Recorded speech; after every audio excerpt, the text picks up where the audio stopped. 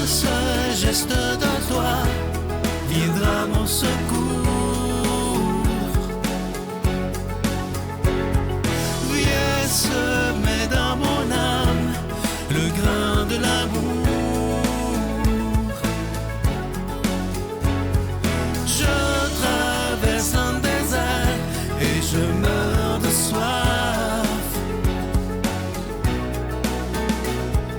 Montre-moi le mystère qui garde la foi. Bonjour, bienvenue à votre émission La Victoire de l'amour en ce mardi 8 août 2023. J'espère que vous allez bien à la maison. On rejoint tout de suite pour sa chronique William Baudouin et à l'homélie, ce sera le révérend Joël Lapierre.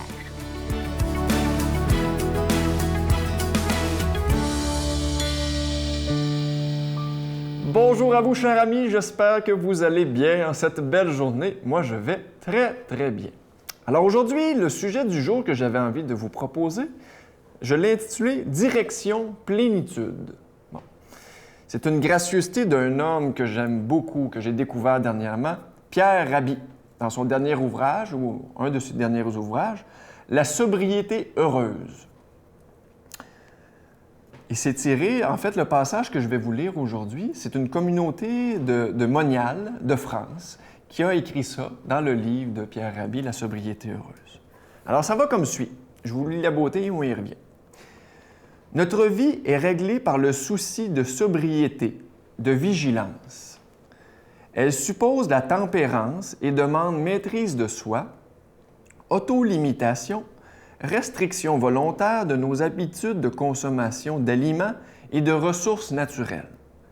Ces restrictions sont la porte d'accès à la grande joie qui habite notre vie. Joie qui découle de la libération progressive, laborieuse et toujours inachevée de notre désir de jouissance égoïste. Dans la mesure où nous renonçons à toutes ces tendances égoïstes, nous devenons capables de percevoir l'harmonie de la création et d'éprouver de l'émerveillement devant la beauté de l'univers. C'est beau ça. Si dans le plus intime de notre être, nous sommes mus par l'amour, les bons choix nous deviennent spontanés, nous devenons des êtres unifiés. Et c'est à ce moment-là que les renoncements deviennent accès à une plénitude et que la sobriété devient véritablement heureuse dans toutes les forces du terme. Que c'est beau. Je vous invite, chers amis, à aller réécouter les chroniques à l'occasion. Quand je lis des paragraphes condensés en matière, là, je vous invite à aller réécouter ça. Des fois même, moi, je vais réécouter mes collègues chroniqueurs parce que je trouve qu'il y a des très, très belles choses partagées. Puis des fois, en une seule lecture ou un seul partage, on ne peut pas tout capter. Alors, bien entendu, dans ce petit paragraphe, il y a de belles, belles choses. Aujourd'hui, je vais vous parler de la direction plénitude. Parce qu'effectivement, je pense, un petit peu comme Pierre Rabhi nous l'a enseigné, que c'est dans la sobriété heureuse qu'on peut trouver la joie. Puis aujourd'hui, c'est ce que les moniales de France nous partagent. Quand j'ai lu ça, ça me fait penser à un film que j'ai vu sur la vie de saint François d'Assise. Vous connaissez saint François d'Assise probablement. Vous savez à quel point la joie faisait partie de son quotidien. Bien, ce que j'ai compris à la lecture de ce texte et au visionnement du film sur la vie de saint François, c'est que dans les deux cas, la joie s'acquiert par une vie simple et sobre. La restriction, comme le disaient les gens, une simple restriction dans nos besoins, dans nos désirs, peut mener effectivement à une joie naturelle qui réside déjà en nous. Entendons-nous, il y a une différence entre la sobriété heureuse et la misère. On ne vous encourage pas à vivre une vie de misère. Au contraire, on vous encourage simplement à simplifier la vie, votre vie, pour voir qu'est-ce qui va pousser de ce nouveau comportement. Alors, simplifions notre vie, la sobriété heureuse au menu. Bonne semaine, chers amis. Notre Père qui es aux cieux, que ton nom soit sanctifié, que ton règne vienne, que ta volonté soit faite sur la terre comme au ciel. Donne-nous aujourd'hui notre pain de ce jour. Pardonne-nous nos offenses, comme nous pardonnons aussi à ceux qui nous ont offensés. Et ne nous laisse pas entrer en tentation, mais délivre-nous du mal, car c'est à toi qu'appartiennent le règne, la puissance et la gloire pour les siècles des siècles. Amen. Je continuerai à croire, même si tout le monde perd espoir. Je continuerai à aimer, même si les autres parlent de haine. Je continuerai à construire, même si les autres détruisent. Je continuerai à parler de paix, même au milieu d'une guerre. Je dessinerai des sourires sur des visages en larmes et je tendrai les bras à ceux qui se sentent épuisés. Oui, je continuerai à croire.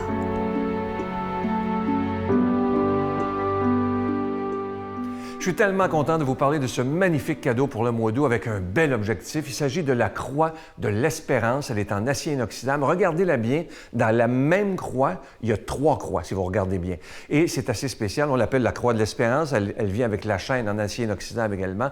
Elle est déjà bénie. Et l'objectif qu'on se donne pour le mois d'août, c'est « Je donne une croix à quelqu'un qui m'est cher ». Ça peut être à vos enfants, à vos petits-enfants, à des amis, à votre mari, à votre épouse, peu importe. Et on s'engage, quand on donne la croix, à prier pour cette personne dans le secret de notre cœur. Je vous rappelle que vous recevrez cette croix avec un don de 25 $ et si vous en voulez 2 pour en donner en cadeau, comme je vous dis, c'est avec un don de 40 $. Je vous donne l'adresse, la Victoire de l'Amour, case postale 120, succursale Boucherville à Boucherville, le J4B 5E6. Je vous la redonne, la Victoire de l'Amour, case postale 120, succursale Boucherville à Boucherville, le J4B 5E6. Également par téléphone, par carte de crédit du lundi au jeudi de 8h à 17h dans le 514-523-4433. 523-4433 ou sans frais le 1-888-811-9291, 1-888-811-9291 et aussi sur notre site Internet qui est un moyen très rapide, sécuritaire et efficace de faire votre don, le www.lavictoiredelamour.org.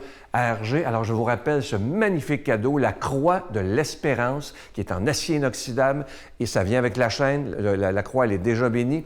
Et je vous rappelle l'objectif de tout le mois d'août. Je donne une croix de l'espérance à quelqu'un qui m'est cher et je m'engage à prier pour cette personne dans le secret de mon cœur. Je vous remercie de tout cœur de votre prière et de votre générosité.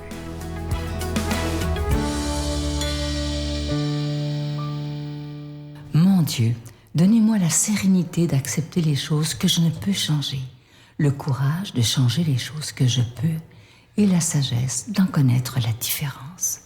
Amen.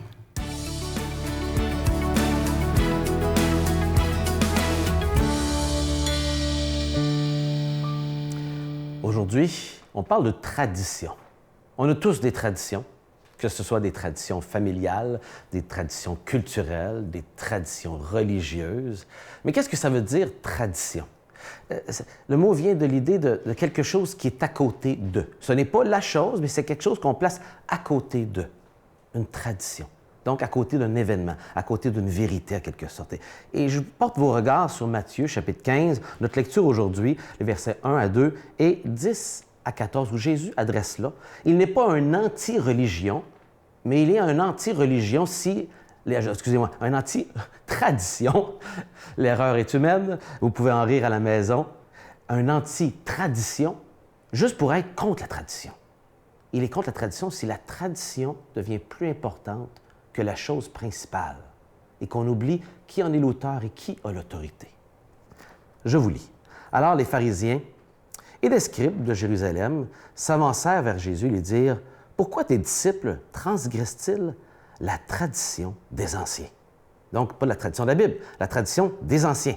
En effet, ils ne se lavent pas les mains quand ils prennent le repas. Alors, c'était une tradition qui s'était ajoutée par les anciens, mais qui n'était pas dans la loi de Dieu. On poursuit. Puis, appelant la foule, Jésus leur dit, « Écoutez et comprenez. Ce n'est pas ce qui entre dans la bouche, contrairement à bien des règles religieuses qu'on avait mises, et surtout des traditions, qui rend l'homme impur, mais c'est ce qui sort de sa bouche. Voilà ce qui le rend l'homme impur. » Alors, les disciples, il dit, mais ce qui sort de la bouche, voilà ce qui rend l'homme impur. Alors, les disciples s'approchèrent de lui et lui dirent, sais-tu que, en t'entendant tes paroles, les pharisiens ont été scandalisés. Un gros mot. Tu les as scandalisés. Il répondit, toute plante que n'a pas planté mon Père céleste sera arrachée. C'est drôle, ces paroles de Jésus, hein? Si je ne les ai pas plantés, donc s'ils n'ont pas eu la semence de Dieu, que c'est moi qui est à l'origine de leur vie, de ce qu'ils font, bien, ça ne marchera pas, je vais les arracher. Et là, il donne un impératif. Donc, c'était un avertissement. Et là, maintenant, un impératif, laissez-les. Ce sont des aveugles qui guident des aveugles. Or, si un aveugle guide un aveugle, tous les deux tomberont dans un trou. Donc, cet avertissement est suivi d'un ordre, d'un impératif. Tenez-vous pas avec des gens que finalement mon père n'a pas plantés, que ce qu'ils portent comme fruits, ce n'est pas les fruits de Dieu parce qu'ils sont attachés à de la religiosité et surtout de la tradition, quelque chose qui est à côté d'eux, qui n'est pas la chose principale. Et c'est ce que Jésus veut mettre ici en contraste. Qu'est-ce qui vient de Dieu et qu'est-ce qui vient des hommes? Qu'est-ce qui a été ajouté à côté d'eux et qui devient tellement important parfois qu'elle nous fait oublier qu'elle est à côté de quelque chose de plus important. Des traditions doivent être à côté de la vérité de la Bible. Et Jésus dit, c'est moi l'autorité. C'est moi que vous devez regarder comme autorité. Le Créateur m'a envoyé, je suis le Messie, le Fils de Dieu. J'étais là à la création. Ces commandements viennent de la part de Dieu. Ils sont suffisants. Arrêtez de vouloir contrôler les gens par de la religiosité et de faire le contraire. Et que finalement, le Père céleste ne vous a pas planté. Et parce que vous n'êtes pas planté, vous êtes bien enraciné, mais à cause de ça, il va vous arracher. Contrairement à ce que Dieu le Père a planté la parole de Dieu. Et parfois, il faut se poser la question, est-ce que les croyances que j'ai, est-ce que mes pratiques sont surtout de la tradition? Puis je pense de dire que toute tradition est mal, pas du tout. Mais si la tradition prend la place de la parole de Dieu, Jésus prétend que oui. Pas moi. Jésus prétend que oui. Parce qu'il est l'ultime autorité.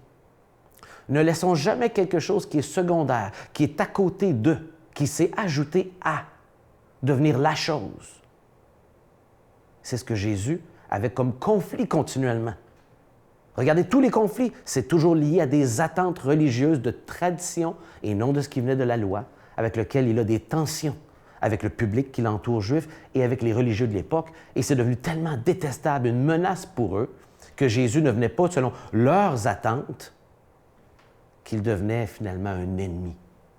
Un ennemi des gens qui se disaient attachés à la parole de Dieu. Mais que Jésus dit n'étaient pas attachés à la parole de Dieu, ils étaient attachés à la tradition.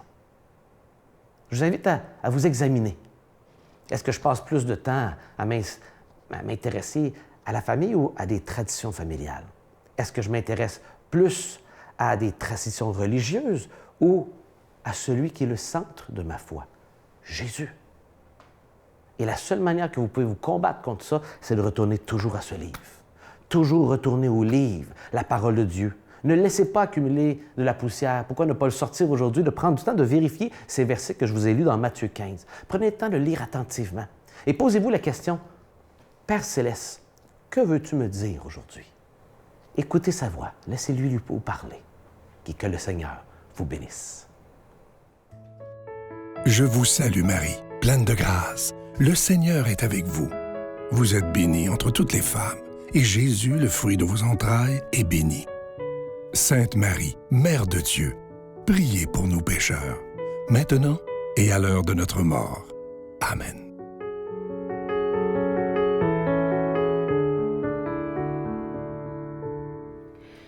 Une belle citation d'Antoine de Saint-Exupéry. « L'avenir n'est jamais que du présent à mettre en ordre. Tu n'as pas à le prévoir, mais à le permettre. » Et oui, en mettant un peu d'ordre parfois dans nos pensées, dans notre vie, dans nos choix, notre avenir devient meilleur. Permettre un avenir meilleur, c'est faire des choix, des bons choix au présent. Mais cette citation, elle est vraiment pleine de mystères, il faut y plonger. L'avenir n'est jamais que du présent à mettre en ordre. Tu n'as pas à le prévoir, mais à le permettre. Bonne journée. Ça, on dit que c'est une maladie qui est irréversible, qui est progressive, puis qui est mortelle. Ouais. Tu sais, ça, c'est... On dit la prison, la folie ou la morgue, là, c'est vraiment vrai. Si tu m'aimes, je m'en fous du monde entier. Tant que l'amour inondera mes matins,